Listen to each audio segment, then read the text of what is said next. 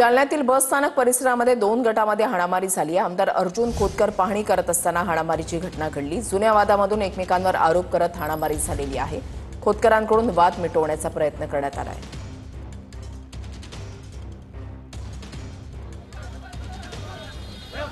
जालन्यामध्ये खोतकर हे पाहणी करत होते आणि त्याच वेळेला 2 गटामध्ये हाणामारी झाल्याचा प्रकार घडलेला आहे। यावेळेला स्वतः खोतकरांना मध्यस्थी करावी लागली आणि त्यांनी हा वाद मिटवण्याचा प्रयत्न केलेला आहे।